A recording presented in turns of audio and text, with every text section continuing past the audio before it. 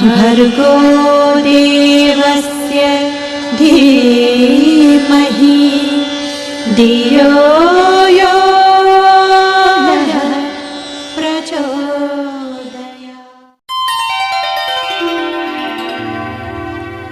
अखण्डमण्डलाकारं व्याप्तं येन चराचरं तत्पदं दर्शितं येन तस्मै श्री गुरुवे नमः। मित्रों, सब कुछ हासिल होगा यदि आप सही समय पर जाग जाएं। यदि आप गायत्री की साधना करते हैं और आपने यदि सही समय पर और सही तरीके से साधना की तो निश्चित रूप से आपको वो सब कुछ मिलेगा जो आप चाहते हैं। समय का अपना एक महत्व होता है। सही समय पर किया हुआ हर कार्य व्यक्ति के लिए बुलंदियों पर पहुंचा देता है। असमय पर किए हुए कार्य सफल नहीं हो पाते हैं। तो सही समय पर जो व्यक्ति कार्य करता है, फिर वो जो कुछ भी मांगना चाहता है, जो भी उपलब्धियां प्राप्त करना चाहता है, उसे वो उपलब्धियां प्राप्त होती हैं। राधे राधे, जय श्री कृष्णा। नमस्कार, मैं आचार्य पंडित गिरीश बारुल्य। गायत्री महामंत्र। ओम भूर्भुवः स्वः तत्सवितुर्वरेण्यं भर्गो देवस्य धीमहि धियो यो नः प्रचोदयात्। अखण्डमण्डलाकारं व्याप्तं येन चराचरं तत्पदं दर्शितं येन तस्मै श्री गुरवे नमः। तस्मै श्री गुरवे नमः। मित्रों, आपने कभी ध्यान दिया होगा कि यदि 100 लोग भी एक कमरे में सो रहे हैं, किसी हाल में 100 लोग सो रहे हैं और आपका नाम राम है या आपका नाम मोहन है, जो भी आपका नाम है, और कोई व्यक्ति आवाज देता है आपके नाम को लेकर के, तो आप ही जगेंगे, दूसरा व्यक्ति नहीं जगेगा। इसका अर्थ यह हुआ कि हम जो कुछ चाहते हैं वह हम तय करते हैं। हम अपने आधार पर अपनी चीजों को तय करते हैं। जैसा हम सोचते हैं वैसे ही हम सारी चीज करते हैं। जब हमारी इच्छा होती है तो हम पूजा करते हैं, जब हमारी इच्छा नहीं होती है तो फिर हम कई प्रकार के बहाने खोज लेते हैं। सही समय का हम सदुपयोग नहीं कर पाते हैं। आपको यदि प्रातः ब्रह्म मुहूर्त में सोकर के उठना है, यदि आपको 4 बजे उठना है पढ़ने के लिए या पूजा करने के लिए उठना है, या आपकी पत्नी ने बोला कि हमें मंदिर चलना है, आप घड़ी में अलार्म लगा देंगे, लेकिन आपका मन उठने के लिए तैयार नहीं है, क्योंकि आपका मन बोल रहा है कि उठना नहीं है। आपने पहले से तय करके रखा है। अलार्म बजेगी, आपको ऐसा लगेगा कि शायद आप अपनी पत्नी के साथ में मंदिर में हैं, घंटियां बज रही हैं, हम दर्शन कर रहे हैं। आप पढ़ने के लिए आपने 4 बजे का अलार्म लगाया, आपने उसको जैसे अलार्म बजा आपने अपने हाथ से उसको बंद कर दिया। लेकिन जब आप सुबह उठते हैं तो आप सोचते हैं कि अलार्म बजे ही नहीं, अलार्म ने तो धोखा दे दिया, घड़ी ने धोखा दे दिया, अलार्म तो हमें सुनाई नहीं दिया। तो जो व्यक्ति सुनना चाहता है, जो व्यक्ति करना चाहता है, उसको वही सब चीजें दिखाई पड़ती हैं और वो वैसा ही करता है। हम सबकी आदत ये होती है कि हम सारी चीजों में जैसे हमारे विचार होते हैं वैसे ही हम करते हैं। हम किसी ने हमें बताया कि गायत्री मंत्र का जाप करना चाहिए, तो फिर हम ये देखते हैं कि किसी को इसका फायदा हुआ कि नहीं हुआ, किसी को इसका लाभ मिला कि नहीं मिला, या हम यदि 4 बजे सो करके नहीं उठेंगे तो क्या होगा, या हम 6 बजे उठेंगे तो क्या होगा। हम अपने स्वयं के अनुभव से कोई भी कार्य नहीं करते हैं। जैसा लोगों ने बता दिया वैसा हम काम करना चाहते हैं, और हम सोचते हैं कि हम यदि किसी से पूछें कि हम 4 बजे उठ के ना करें तो क्या होगा, और यदि उस व्यक्ति ने बोल दिया कि नहीं कुछ नहीं होता, कर लेना, जब आपकी इच्छा तब करें, तो फिर आदमी संतुष्ट हो जाता है। यानी आप जो सुनना चाहते हैं वैसा ही यदि किसी ने बोल दिया तो आप संतुष्ट हो जाते हैं। तो हर व्यक्ति जीवन में अपने जो ईश्वर ने हमें समय दिया उन समय का हम सदुपयोग नहीं कर पाते हैं।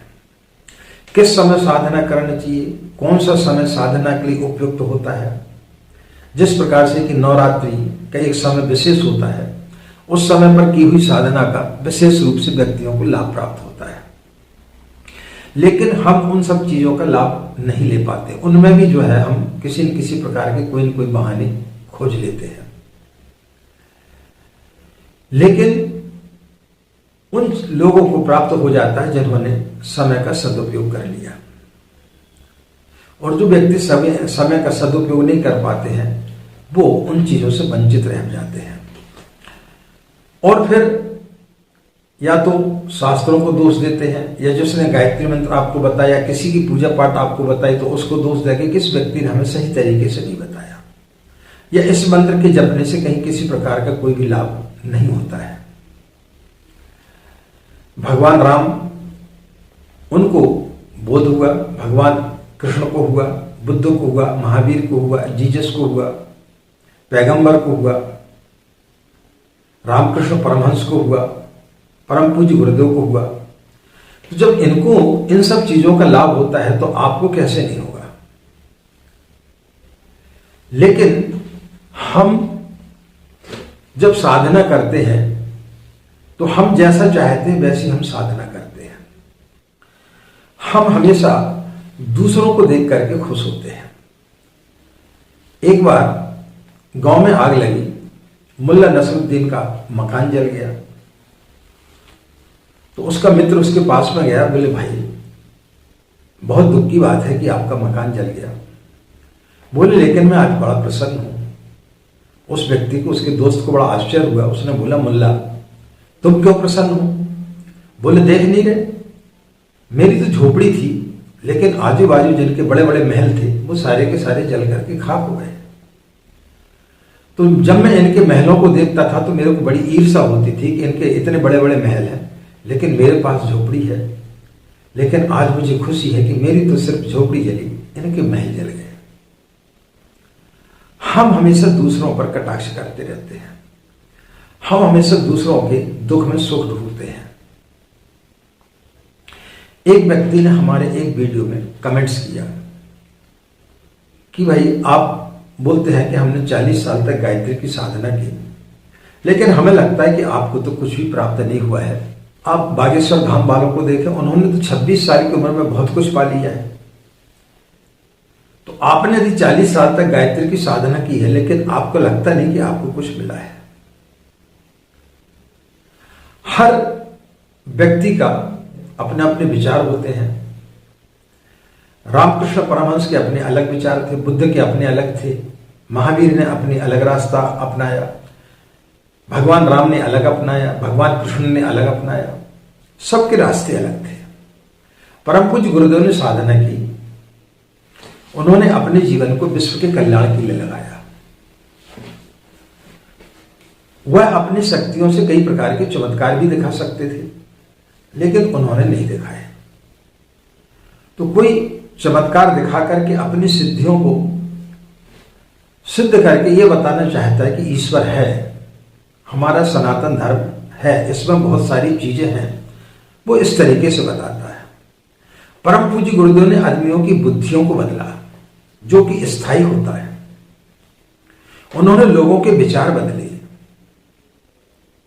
गायत्री मंत्र आपके विचारों को बदलता है। गायत्री मंत्र के द्वारा पूज्य गुरुदेव ने लोगों को गढ़ा, उनके अंदर की दुष्प्रवृत्तियों को नष्ट किया। दोनों में बहुत फर्क है। दोनों की अपनी अपनी विद्याएं हैं, दोनों की अपनी अपनी सिद्धियां हैं। हमारी अपनी अलग सिद्धि है। आपके मानने नहीं मानने से तो कोई फर्क पड़ता नहीं है। आप हमें जानते कितने हैं, आपने हमें कितना देखा, आपने एक वीडियो देखा और उससे आपने निर्णय निकाल लिया कि इस व्यक्ति के पास में कुछ भी नहीं है। लेकिन जो हमसे जुड़े हुए उन्हें पता है, जिन्होंने हमें आजमाया उन्हें पता है। लेकिन शक्तियों का कोई ढिंढोरा नहीं पीटा जाता। हर व्यक्ति का अपना कार्य करने की अलग अलग शैली होती है। आज हमने YouTube के माध्यम से लाखों लोगों को गायत्री मंत्र से जोड़ा। ये सबसे बड़ा चमत्कार है। लोगों के जीवन में परिवर्तन आया, लोग जुड़ते हुए चले जा रहे हैं और लोगों को उससे लाभ हो रहा है। लेकिन किनको लाभ हो रहा है? जो समय का सदुपयोग कर रहे हैं, जो सही तरीके से उस मंत्र का जाप करना चाहते हैं। हम ईश्वर की आराधना तो करना चाहते हैं, लेकिन हम समय का सदुपयोग नहीं करते हैं। हम उसमें भी कई प्रकार की खामियां खोजते हैं, हम उसमें भी कई प्रकार के शॉर्टकट खोजते हैं।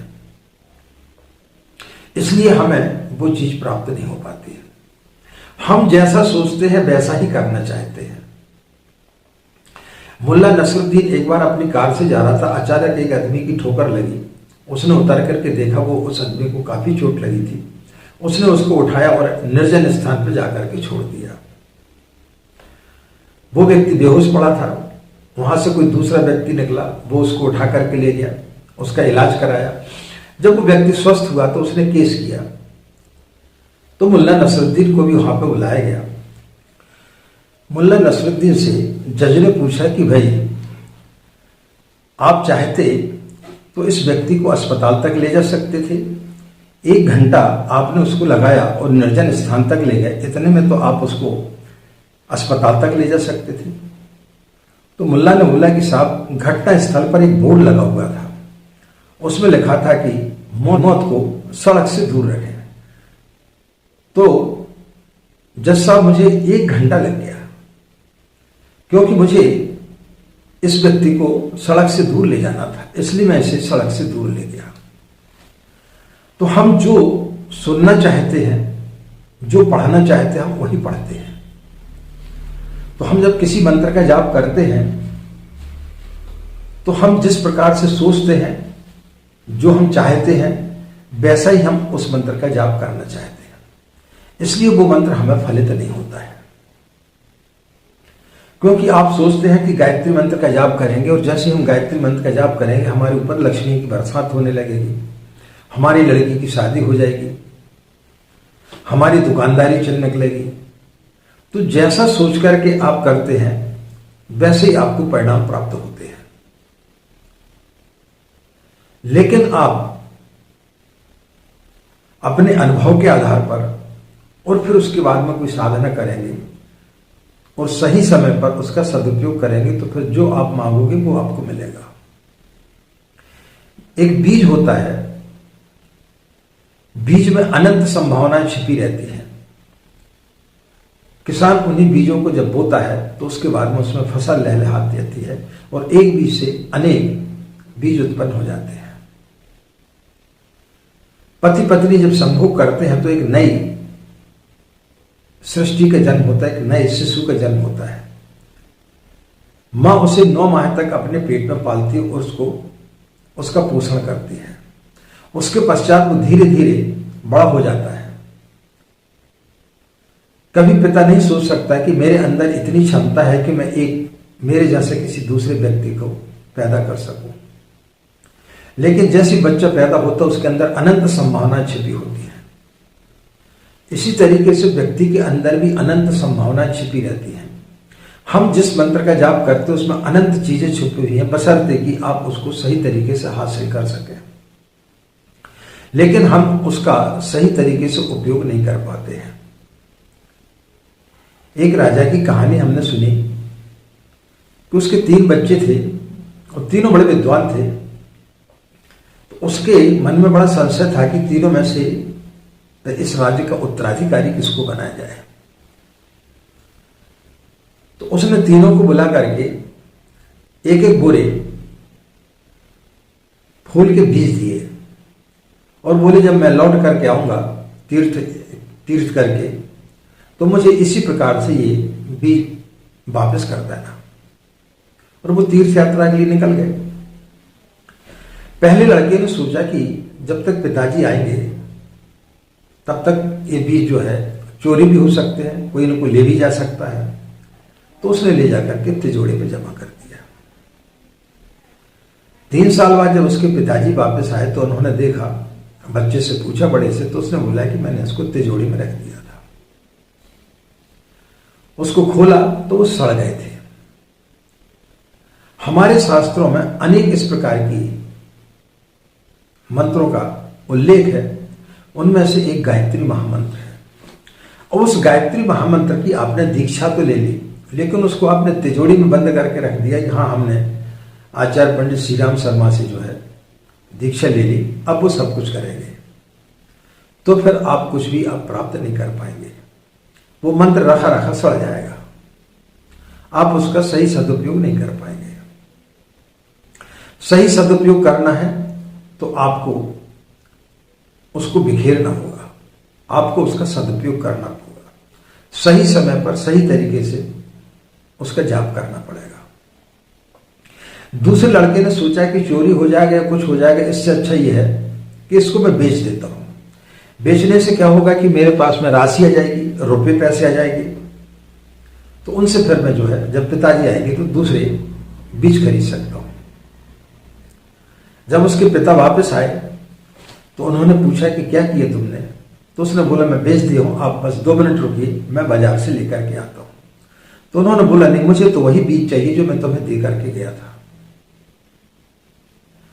तो हम भी यही सोचते हैं कि हम धन कमा लें। हम जब साधना करते हैं तो साधना करते समय ही कामना करते हैं कि हमें भगवान जो है बहुत बड़ा आदमी बना दे। पैसा से आप जो मिठाई खा सकते हैं, पैसा से आप मकान खरीद सकते हैं, पैसा आपके पास हो तो आप गाड़ी खरीद सकते हैं, बहुत सारी भौतिक सुख सुविधाएं आप खरीद सकते हैं, लेकिन उसमें अनंत गुना बीज जैसी आप परिकल्पना नहीं कर सकते, वो चीज आप नहीं खरीद सकते। तो वो भी असफल हो गया। जब वो 3 साल के बाद लौटे तो उन्होंने तीसरे बच्चे से पूछा कि आपने क्या किया, तो उसने उन बीजों को ले जाकर के खेत में बो दिया। 3 साल में वो 1 बोरे क्या अनंत बोरे उसमें हो गए। तो उसने उनको खेत में ले गया और बोला कि देखो मैंने इनको बो दिया था और उसके बाद में हर साल जो है मैं इसको फसल काट रहा हूं। वो बड़ा प्रसन्न हुआ और उसको उन्होंने राज्य का उत्तराधिकारी बना दिया। तो मित्रों, हम क्या काम करते हैं,